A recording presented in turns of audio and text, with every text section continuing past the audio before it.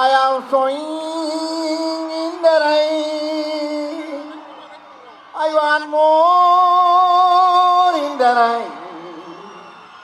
I want more in the rain. ஒரு 15 வருஷமா நாங்க சேரல. இவன் பிரிச்சு வச்சானோ இவன் தள்ளி வச்சான்னு தெரியல. சரி, பிரிச்சு வைக்கிறதுக்கு ஆளா இல்ல நாட்டுல. எதுக்கு தான் அங்க வர சொன்னீங்க அப்படின்னு சும்மா பில்டப் தான். வணக்கம்ண்ணா, என் பேரு ஹேமச்சந்திரன். நான் 2 பேர் இருக்கான். அதை யார் அண்ணன்? நீங்க ஒரிஜினல் ரவுடியெல்லாம் உலகத்துல யாரும் கிடையாதுங்க. கடைசியில் இப்படித்தான் சொல்லிட்டு நேரம் பார்த்தா கடைசியில் எண்டு இருக்கு எதுவும் இல்லையா, என்ன விட்டுருப்பான்னு கதறி அழுகிறதானே. இது ஊர்ல நடக்கிறதா? அது அக்காவை வச்சுக்கிட்டு தான் பேக்கரியை வாங்கினாங்க அப்படின்னு சொல்லிட்டு சொல்லுவீங்க. இங்க வாங்க, இந்த கேள்வியை சுந்தர்ஜி கேளுங்க. அதாவது 20 வருஷத்துக்கு முன்னாடியே அவர் இதை பண்ண மாட்டேனாரு. அண்ணா இதை பிற்காலத்துல கேட்பாங்கன்னாரு. பார்த்தா சொல்லி வச்ச மாதிரி 20 வருஷம் கழிச்சு அதை கேட்குறீங்க. இந்த கேள்வி எரேஸ். என்னோட டவுட் எரேஸ்.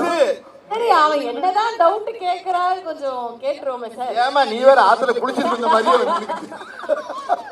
என்னோட டவுட் என்னன்னா, அவரு அர்ஜுன் சார் கிட்ட சொல்லுவாரு, சொல்ல முடியாது. அதுல பார்த்தா எல்லாருக்கும் தெரிஞ்சிட்டு இருக்கும். அது எப்படி சொல்ல? அர்ஜுன் சார் கிட்ட வந்து அவர் சொல்லுவாரு. சூப்பர் ஸ்டார் ரஜினிகாந்த் சார் பத்தி சொல்லுங்க சார். அவர் ரொம்ப சிறந்த மனிதர். அவர் சொல்றதை அழகா செஞ்சுட்டு போயிடுவாரு.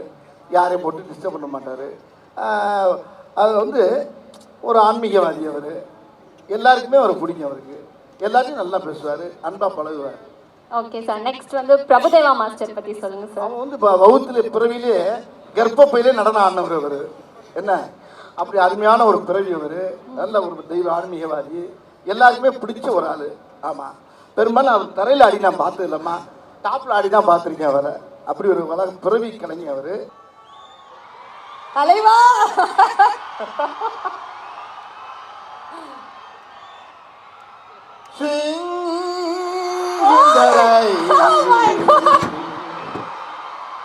I am swinging in the rain. I want more in the rain. I want more in the rain. என்ன ராமசாமி ஆளே எப்படி இருக்கு? என்ன பண்ணிட்டு இருக்கு?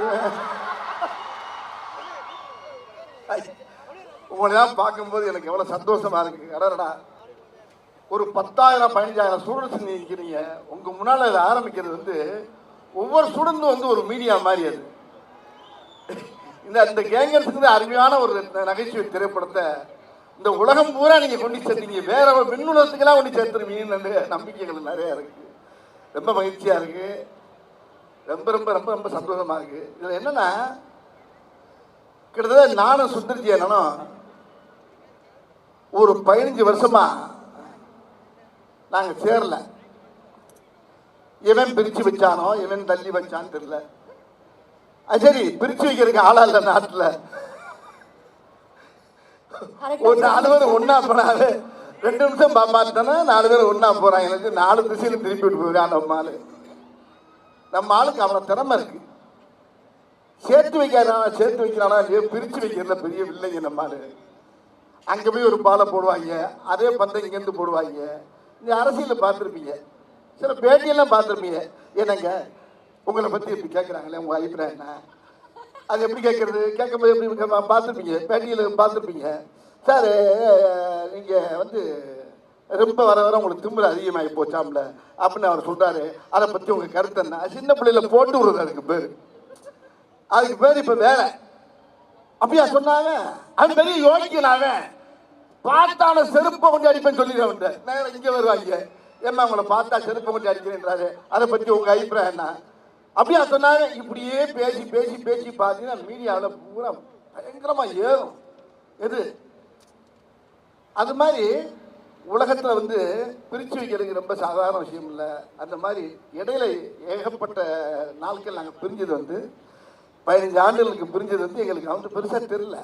ஆனால் நேற்று பண்ண படம் மாதிரியே இருக்குது. நாங்கள் 2 பேரும் சேர்ந்து பண்ண படம், ஒரு வின்னர் படத்தில் சேர்ந்த மாதிரி இந்த படத்தில் சேர்ந்து ஒரு மிகப்பெரிய அருமையான ஒரு படத்தை கொடுத்துருக்கின்றத என்னால் சத்தியமாக சொல்ல முடியும்னு நினைக்கிறேன்.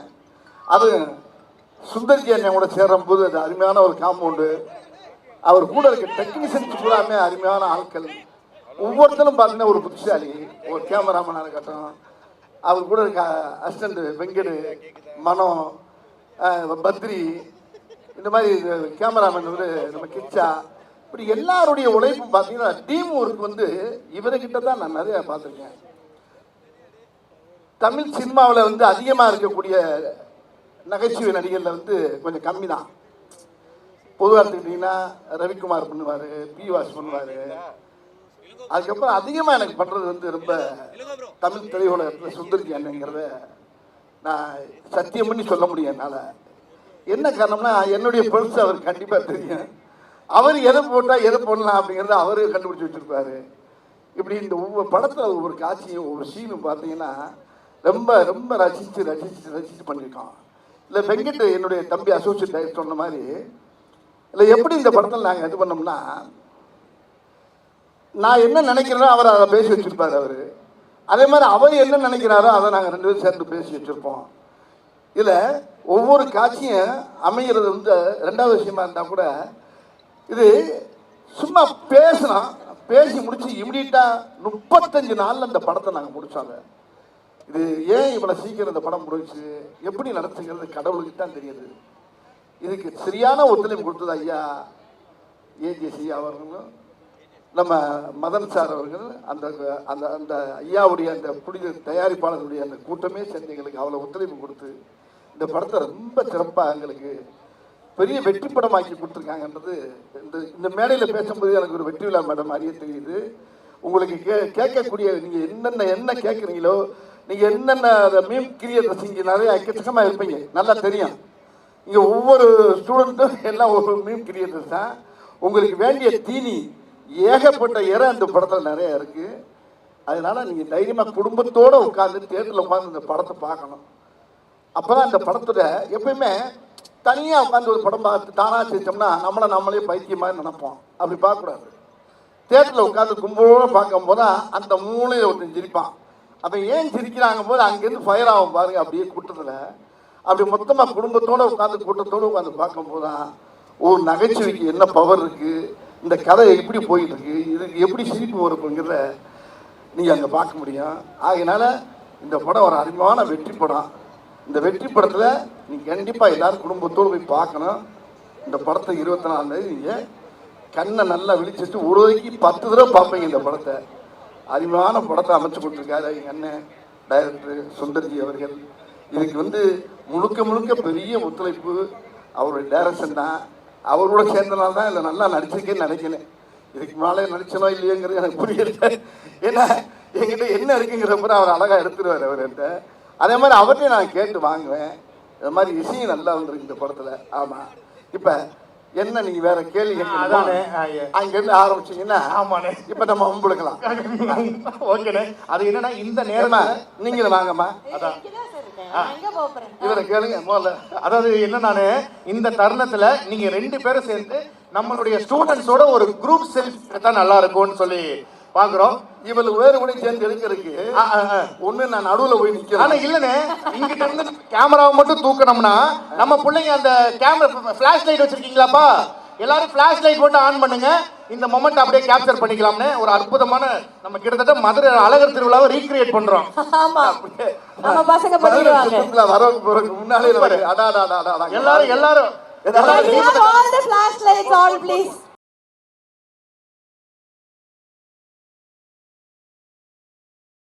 கரெக்ட்டா யூஸ் ஆயிடுச்சுன்னு நினைக்கிறேன். கொடுங்க சார், அப்படி கொடுங்க sir. Thank you sir, thank you. Super. இந்த நேரத்துல நம்ம கேள்வி பதிலுக்கான நேரம். என்னோட கேள்வி என்னன்னா, நீங்களும் சுந்தர் சி சாரும் வின்னர் மூவி ஒரு மைல் ஸ்டோனா அமைஞ்சிருக்கு. அதே மாதிரி இந்த கேங்ஸ்டர்ஸ் மூவி ஒரு மைல் ஸ்டோனா அமையுமா சார்? கேங்கர்ஸ் படம் மைல் ஸ்டோனா அமையுமா சார்? மயில்கல்லா? இது மயில்கல் இல்லைம்மா, இது மிகப்பெரிய வைரக்கல். இது இந்த படம் வந்து இந்த படம் எப்படின்னு கேட்டீங்கன்னா, ஒரு ராஜா தலையில் இருக்க கிரீடத்தில் இருக்கக்கூடிய ஒரு வைரக்கல் தான் இந்த படம். படமே ஒரு கிரீடம். ஆனால் அதுக்கு மேலே பல லட்சக்கணக்கான வைரக்கல்லை பதிச்ச மாதிரி அந்த படத்தில் அவ்வளோ முத்து முத்தான விஷயம்லாம் இந்த படத்தில் இருக்குது. ஒன்றும் பெரிய கதையெல்லாம் இல்லை, சாதாரண கதையை தான் பண்ணியிருக்காரு.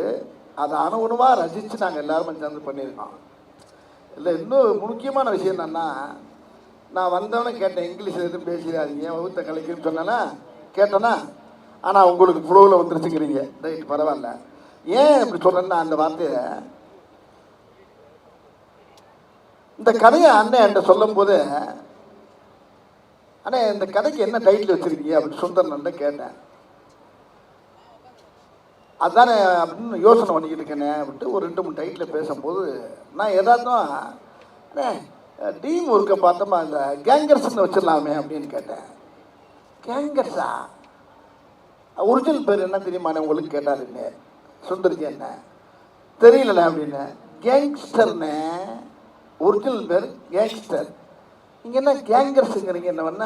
ஐயோ எனக்கு கேங்கர்ஸ்ன்னு வந்துருச்சுன்னு எனக்கு தெரியலண்ணே அப்படின்னு சொன்னோன்னே அவருடைய ரொம்ப நட்புக்குரிய வெங்கடு விச்சு இவங்களெல்லாம் கூப்பிட்டு கேட்டார்.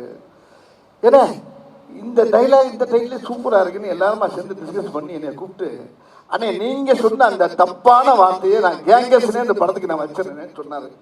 இது எனக்கு பயங்கரமான ஆச்சரியத்தை உண்டாக்குச்சு, சந்தோஷத்தை உண்டாக்குச்சு. ஆகையினால இந்த படத்தில் அவர் வித்தியாசமான பேர் அந்த படத்துலேயும் சொல்லிடுங்கன்னு சொல்லி என்னை சொல்ல வச்சுட்டாரு. பார்த்துப்பீங்க நீங்கள். ஒரிஜினல் பேர் கேங்கர்ஸ் தானே, நீ என்ன கேங்ஸ்டர் தானே, நீ என்ன கேங்கர், அது ஏற்கனவே தான் இருக்குல்ல, இப்போ புதுசாக ஒன்று ஆரம்பிச்சிருக்கோம்னு சொல்லி ஆரம்பிச்சிருக்கான். அதனால் தப்பாக எப்பயுமே எல்லா படத்துலையும் பேசுகிறது இங்கிலீஷை, இது நான் தப்பாக சொன்ன வார்த்தையே டைட்டில் வச்சுருக்காரு. ஆனால் அந்த படம் ரொம்ப ரைட்டாக இருக்குது. படம் பாருங்கள் நீங்கள். Thank you sir. இதுக்கு முதல்ல என்னுடைய அன்பு அண்ணன் சுந்தர்ஜி அவர்களுக்கு என்னுடைய வாழ்த்துக்கள்.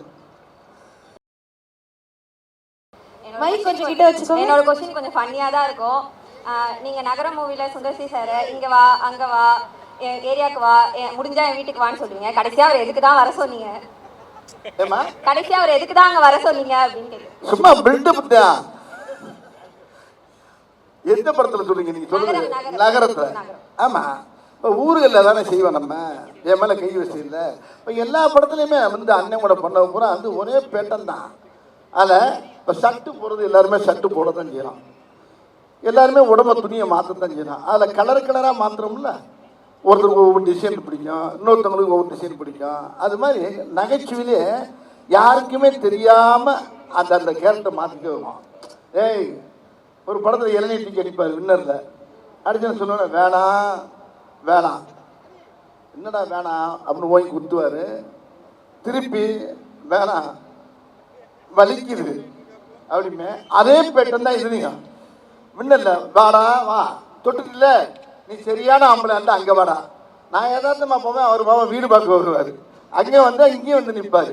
கடைசியில் பார்த்தா வீட்டுக்கே வந்துடுவார். இது பூரா நம்ம ஊரு ஆளுகள், நம்ம ஊரா செய்கிற ஆளுகள் தான். அவ்வளோ பேர் யாரும் பார்த்தாலும் நீங்கள் ஒரிஜினல் ரவுடியெல்லாம் உலகத்தில் யாரும் கிடையாதுங்க. கடைசியில் இப்படி தான் சொல்லிட்டு நேரம் பார்த்தா கடைசியில் எண்டு இருக்கு மாதிரி எதுவும் இல்லையா, என்னை விட்டுருப்பான்னு கதறி அழுகிறதானே. இது ஊரில் நடக்கிறதா அது. அதை நாங்கள் சும்மா யதார்த்தமாக பேசிட்டு இருக்கும் போது அதை ரொம்ப அழகாக ரசித்தார் அண்ணன். ஆனால் எடுக்கிறது ரொம்ப கஷ்டம், வாயில் சொல்கிறது ரொம்ப ஈஸி. அந்த நகைச்சுவை காட்சி அழகாக அதுக்கு இருந்து ஷார்ட் வச்சு அழகாக அந்த சீனியர் மக்கள் மத்தியில் கொண்டு அழகாக ஈஸியாக சேர்த்தார். அந்த பெருமை என்னை விட இவருக்கு தான், சுந்தரனுக்கு தான். அதுங்க எனக்கு ரொம்ப நாளாக ஒரு டவுட் இருக்கு. நீங்க கிரி மூவில வீரபாகுன்னு ஒரு கேரக்டர் நடிக்கும் போது, ஆமா அக்காவை வச்சுக்கிட்டு தான் பேக்கரியை வாங்கினாங்க அப்படின்னு சொல்லிட்டு சொல்லுவீங்க. இங்க வாங்க, இந்த கேள்வியை சுந்தர்ஜி கேளுங்க. அதாவது 20 வருஷத்துக்கு முன்னாடியே அவர் இதை பண்ண மாட்டேனாரு. அண்ணன் இதை பிற்காலத்தில் கேட்பாங்கன்னாரு. பார்த்தா சொல்லி வச்ச மாதிரி 20 வருஷம் கழிச்சு அதை கேட்குறீங்க. இந்த கேள்வி என்னோட டவுட் சரி, அவன் என்னதான் டவுட் கேட்கறாரு கொஞ்சம் கேட்டுருவோமே சார். ஏமா நீ வேற ஆத்துல குளிச்சிட்டு இருந்த மாதிரியே. என்னோட டவுட் என்னன்னா, அவரு அர்ஜுன் சார் கிட்ட சொல்லுவாரு, சொல்ல முடியாது, பார்த்தா எல்லாருக்கும் தெரிஞ்சிட்டு இருக்கும். அது எப்படி சொல்ல? அர்ஜுன் சார் கிட்ட வந்து அவர் சொல்லுவாரு, இந்த மாதிரி அக்கா வச்சுதான் பேக்கரி வாங்கினப்பா அப்படின்னு சொல்லிட்டு. ஆனா காலைல பார்த்தா எல்லாருக்கும் தெரிஞ்சிட்டு இருக்கும், ஏலே நீ அக்கா வச்சுதான் பேக்கரி வாங்கினவே அப்படின்னு சொல்லி கதவு தட்டுவாங்க. அது எப்படி இந்த நேரத்துல? அதை விட்டுருங்கப்பா, நாடு நகரம் சரியில்லாம இருக்கு. இன்னைக்கு ஏய் ஆனா என்னென்னவோ கேட்கலாம், எப்படி ஒரு கேள்வி கேட்டிருக்க பத்தியா நீ? எங்க சிந்தனை இங்க போயிரு பத்தி அதுதான் நல்லா வருவேன் மேன், சூப்பரா வருவேன். அது சும்மா ஜாலியா பேசுற டைலாக். அது ஒண்ணுமே இல்ல. அந்த கடையில அந்த இடத்துல தேவைப்படுச்சு. யாருப்பா அது கண்ணாடி போட்டது? அந்த கடையில அந்த இடத்துல தேவைப்படுச்சு. இருந்தாலும் அண்ணன் நீங்க சொல்லுங்கண்ணே. அது எப்படி சார் தெரிஞ்சது? இல்ல அது என்னன்னா எப்படி நல்லா தெரியும் அந்த மாதிரி? அது வந்து படம் பிடிக்கிறாங்க. அது ஒரு சின்ன கதை. என் ஃப்ரெண்ட் ஒருத்தர் இருந்தார். அவர் டெய்லி வந்து என்கிட்ட விஷயம் சொன்னார், சுந்தர் யார்ட்டையும் சொல்லாத, காலையில் டெய்லி என் வீட்டுக்கு ஒரு காக்கா வந்து உட்காருது, அதுக்கு நான் சிம்சன் பேர் வச்சு டெய்லி வந்து நான் போய் சாப்பாடு கொடுத்தா சாப்பிட்டு போகும், நானும் மிஸ்டர் சிம்சனும் ஃப்ரெண்ட் ஆகிட்டோன்னு சொன்னார். இது எனக்கு பயங்கர சிரிப்பாக இருந்துச்சு நைட்டு பேசுனது. நைட்டு போய் எல்லாம் என் ஃப்ரெண்டுக்கு சொல்லிட்டேன். அடுத்த நாள் காலையில் அவருக்கு ஃபோன் பண்ணி என்ன மிஸ்டர் சிம்சன் சிம்சன் கலாட்டா பண்ணாங்க. அதுதான் இங்க வந்துச்சு. சந்தேகம் தெரிஞ்சா போச்சா? இல்ல பட் அந்த டீலிங் எனக்கு ரொம்ப பிடிச்சிருச்சு. வணக்கம்ண்ணா, என் பேரு ஹேமச்சந்திரன். நான் 2 பேர் இருக்கான். அத யார் அண்ணன்? அண்ணங்க அண்ணங்க அண்ணங்க. இந்த கேள்வி அண்ணங்க. என் பேரு Hemachandran, IT department final year படிக்கிறேன். ஸோ என்னோட கொஸ்டின் என்னன்னா, உங்களுக்கு தான் ஓகே. என்னோட கொஸ்டின் என்னன்னா, சந்திரமுகி படத்துல அந்த அரண்மனைக்குள்ள போற ஒரு சீன் இருக்கும்ல, அதை பத்தி பேசும்போது ரஜினி சார் அதை பத்தி பேசும்போது அவர் சொல்லியிருப்பாரு, இந்த சீன்ல வந்து வடிவேல் என்னை தூக்கி சாப்பிட்டுருவாரு, அதனால வந்து நான் ரொம்ப அதிகமா எஃபர்ட் போட்டு நடிச்சேன் அப்படின்னு. அது போல நீங்க நடிக்கும் போது ஏதாச்சும் ஒரு ஹீரோ நம்மளை விட நல்லா பண்ணிடுவாங்க அப்படின்ட்டு ரொம்ப அதிகமா எஃபர்ட் போட்டு நடிச்ச படம் இருந்தா அதை பத்தி ஒண்ணுமே இல்ல. எந்த படமா இருந்தாலும் சரி, எந்த ஹீரோவா இருந்தாலும் சரி, யாரு கூட நடிச்சாங்களே என்னுடைய வேலையை நான் கரெக்டாக செஞ்சுக்கிட்டு இருப்பேன். இதை நான் யார்கிட்ட கற்றுக்கிட்டேன்னா பெரும்பாலும் கவுண்டமணி சார்கிட்ட கற்றுக்கிட்டேன்.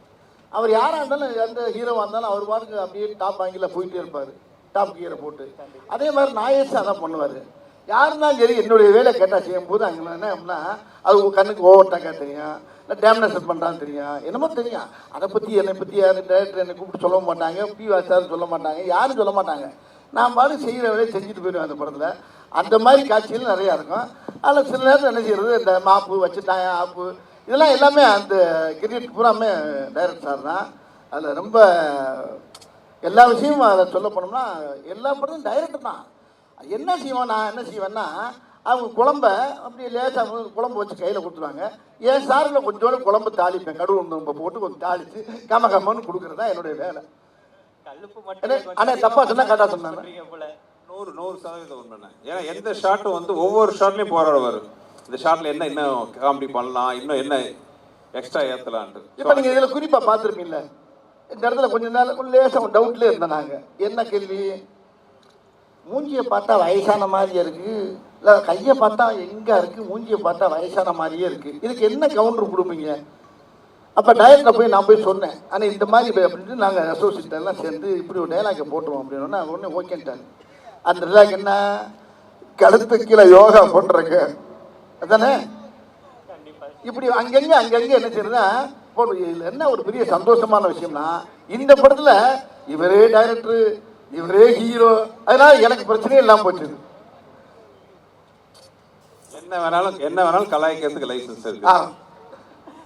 Thank you sir. சார் எனக்கு ரொம்ப நாளாக இது ஒரு டவுட் சார். நீங்கள் நகைச்சுவை நடிகராகவும் குணச்சித்திர நடிகராகவும் பல படங்கள் நடிச்சிருக்கீங்க. ஆனால் நீங்கள் நகைச்சுவை நடிகரானது உங்களோட சாய்ஸா இல்லை டைரக்டரோட சாய்ஸா? நகைச்சுவை நடிகரானது உங்களோட சாய்ஸா இல்லை டைரக்டரோட சாய்ஸா? இல்லை, நான் வந்து இயற்கையிலே ரொம்ப சீரியஸாக தான் இருந்தேன். நான் என் குடும்பத்தில் கஷ்டப்பட்டு ரொம்ப போராடி ரொம்ப சிரமப்பட்டு தான் உள்ளே வந்தேன். நகைச்சுவைங்கிறது என்னுடைய ஃப்ரெண்டோடு சேர்ந்து அடிக்கிற கூத்து, அந்த கலாட்டாவே எனக்கு வந்து தொழிலாக மாறிடுச்சு. அதனால் அதை நான் கையில் எடுத்துக்கிட்டு இங்கே வந்தேன். ஆனால் சீரியஸாக நான் வாழ்க்கையில் ரொம்ப அனுபவிச்சிருக்காங்க. நகைச்சுவைங்கிறது வீட்டுக்கு வந்தால், வெளியே போனால் நகைச்சுவை, வீட்டுக்குள்ளே வந்தால் கொஞ்சம் லேசாக ஃபேமிலியுடைய ஃபீல் இருக்கும். அதனால் அது ரெண்டுமே எனக்கு ரொம்ப உதவ ஆரம்பிச்சு.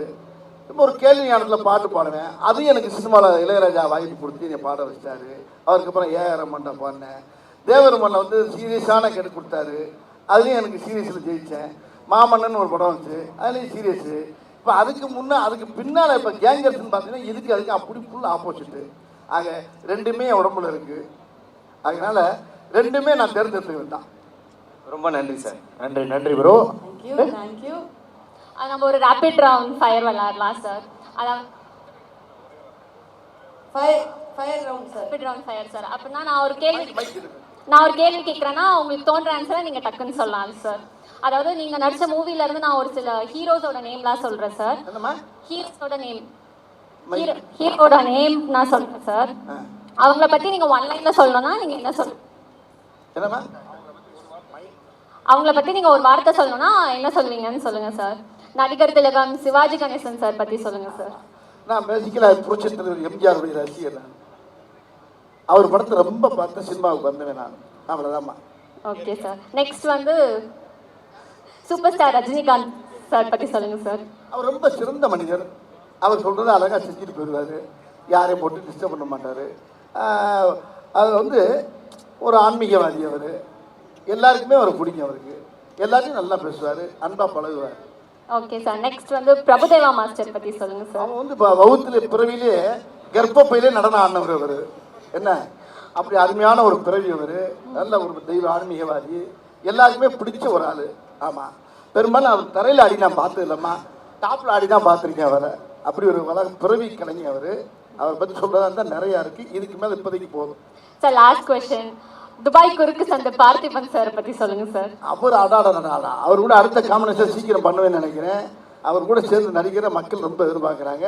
விரைவில் நீங்கள் எதிர்பார்ப்பீங்க. அவருக்கு அருமையான வந்து அதான் வம்பளுக்கு இருக்குன்னே வந்தவர் என்கிட்ட திரையுலகத்தில். அருமையான அற்புதமான கலைஞன். அவர் கூட நடித்ததும் நடிக்க போகிறதும் நினைக்கும் போது பெருமையாக இருக்கு எனக்கு. Thank you sir. Thank you so much.